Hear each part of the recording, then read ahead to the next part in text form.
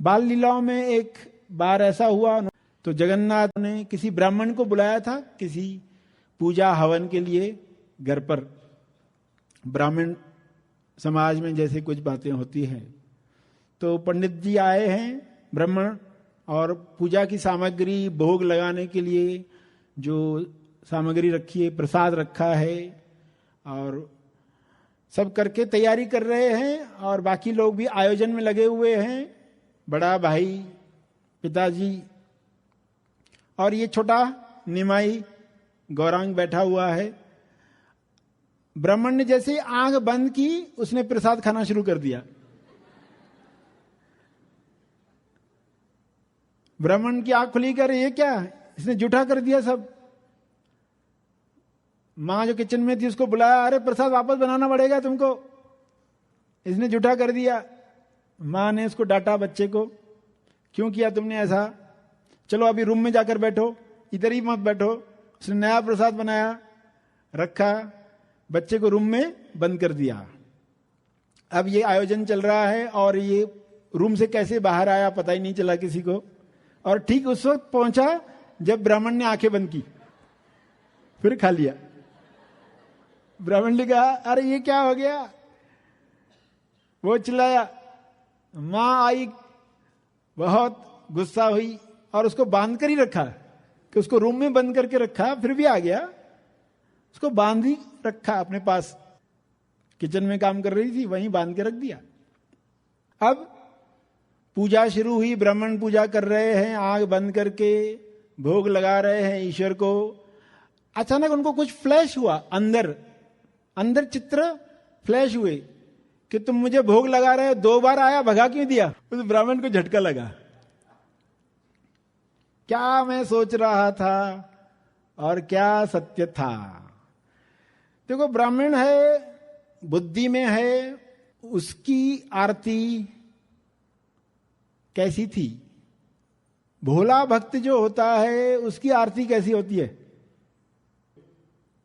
एक लड़का था, मोटा था, मां के साथ रहता था,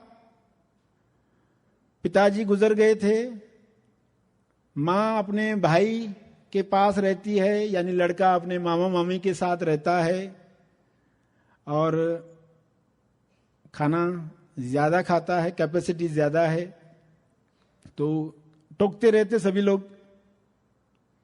और तब टोकना बहुत ज्यादा बढ़ गया जब मां भी गुजर गई, तो मामा मामी ने डांट डपट कर आखिर उसको घर से निकाल दिया, कहीं जाकर पलेगा, यहां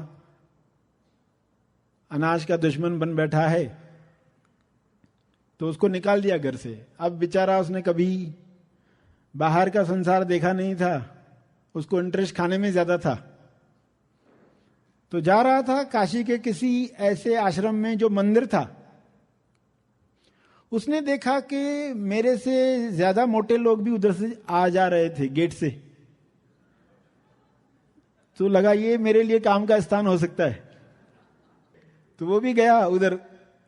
और बड़े पंडित जी जो थे, महापंडित, उन तक पहुंचे किसी से पूछकर कि मुझे भी इसमें रहना है, मंदिर में, आश्रम में, तो महापंडित से पूछ लो। महापंडित जो थे ज्ञानी आदमी थे, अच्छे इंसान थे, उन्होंने उस बोले लड़के को कहा कि ठीक है, गौशाला की साफ सफाई किया करो, तुमको खाना मिल जाएगा। तो बड़ा खुश हो गया, मुझे 3 बार खाना चाहिए रहता है। बोला हाँ 3 बार मिल जाएगा, रोज पंगत लगती है, लंगर जैसे लगता है, तो उसमें तुमको खाना मिल जाएगा। तो बड़ा खुश हो गया है, जीवन सेट हो गया। सुबह में महापंडित आते हैं भोग लगाने के लिए, और ये इंतजार कर रहा होता है कि अभी भोग लगाने का, समापन का बेल बजेगा ना, तो सब खाना शुरू करेंगे, खाना परोसना। तो वो भोग लग रहा है, कौन सी आरती चल रही है उसको कोई इंटरेस्ट नहीं होता था, वो बस वेट करते रहता था कि अभी अभी खत्म होगा, अभी खत्म होगा, हिल रहा होता था। तो वैसे वो इंतजार करते रहता था कि अभी खाने का बजर बजेगा महापंडित जी बाहर आएंगे मंदिर से भोग लगाकर और शुरू होगा सभी का खाना। तो ऐसे वो करता था और भरपेट खाता था, खुश था। फिर आई एकादशी और खाने की कोई तैयारी नहीं कर रहा था। उसने सुबह उठकर कहा आज क्या है, कोई खाने की तैयारी नहीं कर रहा है, भोजन बनने की कोई व्यवस्था नहीं चल रही है। तो उसको बताया गया तुमको मालूम नहीं है आज एकादशी है, आज खाना नहीं बनने वाला है। अरे ये तो अभी मैं मर जाऊंगा, खाना नहीं खाऊंगा, मर जाऊंगा मैं तो, ये तो ठीक नहीं है। महापंडित के पास गया और कहा कि आपने तो बताया ही नहीं, जब कहा था 3 बार मिलेगा तुमको खाना, आपने बताया नहीं महीने में एकादशी आती है उस दिन खाना नहीं मिलेगा। अरे महापंडित उसकी मासूम बातों पर ठीक है ये बोल रहा है। कहा क्या करो तुम, मैं तुमको दे दूंगा आटा, नमक, मिर्च, तेल, सब्जी, जाकर जंगल में बनाना, खाना और वापसी में कुछ लकड़ियां लेकर आना। मैं कह दूंगा लोगों को काम के लिए भेजा है इसको, उधर खाकर आना। इधर तो कुछ बनने वाला नहीं है, आश्रम में बनने वाला नहीं, नियम तोड़ नहीं सकते, तो जंगल में खाकर आना। तो अच्छा ये ठीक है। उसने अनाज लिया, महापंडित ने बता दिया कुछ लोगों को कि इनको ये दे दो, उसको काम के लिए भेजा है। तो आटा, सब्जी, नमक, तेल, मसाले लेकर कुछ पहुंच गया जंगल में और वहां मजे से बनाना शुरू किया। महापंडित ने बताया था भोग लगाकर खाना खाना है, ऐसे ही नहीं खाना है। अरे ये तो कर लेंगे, उसमें क्या है। उसको मालूम था ना कि पंडित जी, महापंडित जाते हैं अंदर मंदिर में, भगवान को खिलाकर आ जाते हैं। तो ठीक है, उसने बनाया खाना और खाना बनाने के बाद टाइम आ गया भोग लगाने का। उसने भोग लगाना शुरू किया, बोले भगवान को बुलाओ अभी। जो उसको याद हो गई थी सुन सुनकर, उसने गाना शुरू कर दिया। आरती शुरू हो गई भोग लगाने के लिए। उसने जैसे ही समाप्त किया तो श्री कृष्ण रुक्मणी के साथ आ गए। तो उसने देखा, बोला, रुक्मणी को देखकर तो आश्चर्य हुआ उसका कि मुझे तो बताया गया एक ही आता है, ये महिला कौन आ गई है। अरे बोली भक्ति है, उसके मन में ये प्रश्न आया कि पूछा श्री कृष्ण से कि ये कौन लेकर आए हो। श्री कृष्ण ने कहा कि ये रुक्मणी है, मेरी बीवी है, मेरे साथ आई है। बोला अच्छा ठीक है, भोग लगाओ, खा लो। और पूछा ये भी खाएगी क्या। श्री कृष्ण ने कहा हाँ ये भी खाएगी। अंदर से तो थोड़ा मन जो है ना मायूस हो गया, बच्चे का कितना, 2 लोग खाएंगे। अब श्री कृष्ण ने खाना शुरू किया और रुक्मणी है जो पंखा झेल रही है श्री कृष्ण को। और जैसे श्री कृष्ण ने खाकर समाप्त किया, रुक्मणी को बिठाया, अब श्री कृष्ण पंखा झेल रहे और रुक्मणी खा रही है और ये देख रहा बाकी थोड़ा बचा है। एंड में थोड़ा सा ही कुछ बच गया और श्री कृष्ण रुक्मणी धन्यवाद देकर आते हैं करके गए। इसने देखा, बोला मुझे मालूम नहीं था 2 लोग आएंगे, थोड़ा ज्यादा लेकर आता था। तो थोड़ा सा खा लिया, थोड़ा गुस्से में, थोड़ा मायूस होकर वापस पहुंचा। शाम तक घर में पहुंचा। महापंडित ने पूछा हो गया। बोला आपने तो बोला ही नहीं, एक महिला भी आती है उसके साथ।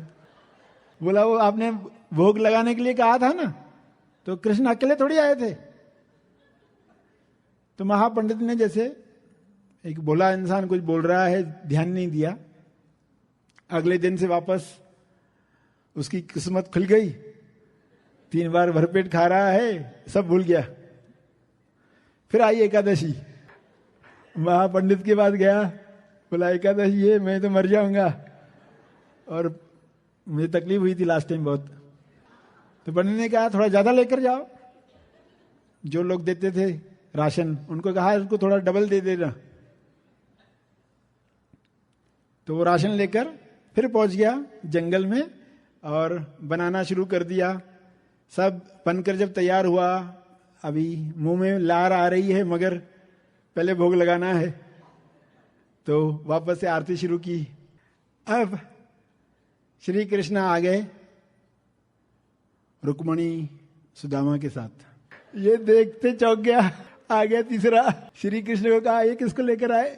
बोला ये मेरा भक्त है, मेरा दोस्त है, मेरा मित्र है, ये सुदामा है। बोला वो हमेशा आपके साथ रहता है क्या? ये बोला आज आया था, लेकर आया उसको, आज मिलने आया था, उसको भी लेकर आया, तो इसको भी खाना खिला लेते। अंदर से मायूस हो गया, सिकुड़ गया, मगर फिर भी सोचा कि पतला सा है, ज्यादा नहीं खा पाएगा। अब पहले सुदामा को बिठाया गया और श्री कृष्ण पंखा झेल रहे, सुदामा खा रहे हैं, फिर श्री कृष्ण खा रहे हैं और रुक्मणी पंखा झेल रही है, सुदामा पांव दबा रहे हैं, फिर रुक्मणी खा रही है, श्री कृष्ण पंखा झेल रहे हैं। ये सब देख रहा है, अंदर ही अंदर गुस्सा कर रहा है, ये क्या चल रहा है सब इनका, खाना कम कम होते जा रहा है, डबल लेकर आया था वो भी खत्म होने को आया है। धन्यवाद देकर चले गए।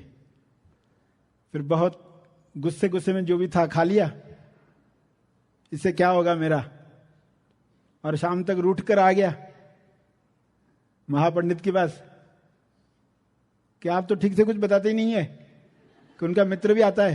पंडित ने कहा कौन आता है, कौन मित्र है? वो सुदामा कुछ बोल रहा था, सुदामा है उसका नाम, उसको भी लेकर आए थे। कौन लेकर आए थे? श्री कृष्ण लेकर आए थे। पंडित ने कहा कि क्या बहकी बातें कर रहा है, जंगल में कुछ देख वेख लिया है? तो कहा कि चिंता मत करो, कल खाना भरपूर खाना। अब दूसरे दिन से वापस महीना भर चला, खुशी से दिन गए और एकादशी आ गई वापस। महापंडित के पास गया कि मुझे अच्छे से अभी खाना दो, ज्यादा लोग आ गए तो भी मेरे लिए बचना चाहिए, मेरा भी पेट भरना चाहिए, पता नहीं उनका क्या है और कौन लेकर आएंगे आज। महापंडित ने कह दिया अरे इसको ज्यादा दे, जितना मांगता है ना दे दो। तो तेल मसाले नमक सब लेकर, ज्यादा ही लेकर कि ज्यादा लोग भी आ गए ना तो मेरे लिए बचने वाला है भरपूर, और गया उधर और जाकर सब खाना बिना बनाए बैठ गया। बोला पहले मैं आरती करता हूं। आरती खत्म हो गई और देखा श्री कृष्ण आए हैं, रुक्मणी, सुदामा और 5 पांडव। तैयार तो था ही पहले से ही, मगर उसका मुंह छोटा कब हो गया जब उसने भीम को देखा मेरे से भी डबल है ये। श्री कृष्ण ने कहा खाना, बोला अभी आप आए हो इतना सब साथ लेकर आओ, सब बनाओ, आप सब बनाओ।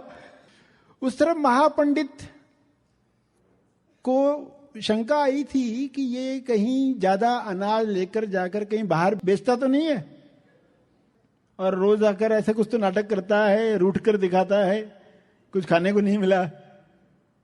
तो वो भी जंगल की तरफ निकल पड़ा कि जाकर देखता हूं करता क्या है। और अभी 5 पांडव हैं, सभी सुदामा रुक्मणी सब खाना बनाने में लग गए। खाना बन रहा है और ये मजे से देख रहा है, खाना भी बन रहा है और खाना बन गया। अब एक एक करके खा रहे हैं। तो महापंडित आ गए जंगल में और उसको देख रहे हैं कि ये एक जगह खड़ा होकर कुछ देख रहा है। खाना इधर पड़ा हुआ है और ये कुछ देख रहा है। महापंडित को कोई दिख नहीं रहा है, श्री कृष्ण उसको नहीं दिख रहे हैं।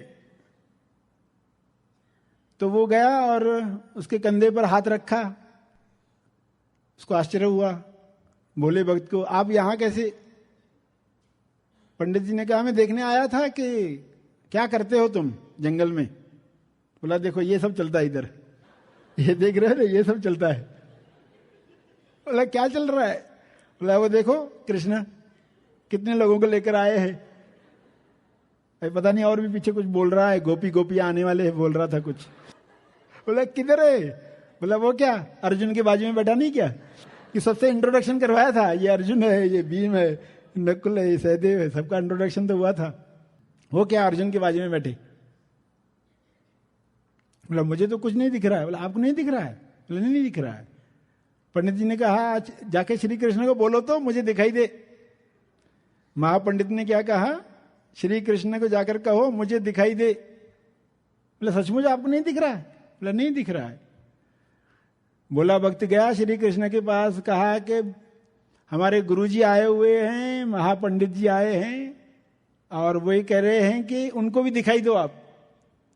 तो श्री कृष्ण ने कहा आपके महापंडित जी जो हैं वे ज्ञानी हैं, अच्छे इंसान हैं, उनमें योग्यता है, लेकिन उनमें सरलता नहीं है, उनमें भोलापन नहीं है, उनको मैं दिखाई नहीं दूंगा। तो उसने कहा ठीक है जाके बता देता हूं। गया महापंडित के पास, श्री कृष्ण बोल रहे हैं कि आप काबिल हो, महान हो, आप ज्ञानी हो, सब हो, मगर आप सरल नहीं हो, आप भोले नहीं हो, इसलिए आप नहीं दिखेंगे। तो ये सुनकर महापंडित को एक झटका लगा, उनके अंदर कुछ परिवर्तन आ गया। वे हाथ जोड़कर प्रणाम करने लगे। भोले भक्त ने श्री कृष्ण को प्रणाम करते हुए देखा जब महापंडित को, तो उसने श्री कृष्ण को कहा अरे अभी कैसे दिखाई दे रहे? अभी तो बोल रहे थे मैं दिखाई नहीं दूंगा, अभी कैसे आप उसको दिखाई दे रहे हो? श्री कृष्ण ने कहा तुमने देखा नहीं क्या, तुम्हारे महापंडित के आंखों में आंसू हैं, अब वो भी भोला बन गया है, इसलिए वो दर्शन कर पा रहा है, उसकी आंखों में आंसू आ गए। तो उस ब्राह्मण के भी आंखों में आंसू आ गए जब उसको दिखाई दिया। आकाशवाणी जो अंदर हुई, तुम मुझे भोग लगा रहे हो, मैं 2 बार आया तुम्हारे पास, तुमने भगा दिया, फिर भोग क्यों लगाते हो? तो ब्राह्मण जो था उसको जो झटका लगा, वो तुरंत गया जहां चैतन्य महाप्रभु को बांध कर रखा था मां ने। देखा कि बालक को नींद आ गई थी उधर ही, उसने उस बालक के पांव पड़े, उसकी आंखों से आंसू आए, ब्राह्मण की आंखों से, और मां को कहा कि इसकी गलती नहीं है कोई भी, आप इसको कभी भी डांटा मत करो, ये एक दिव्य बालक है।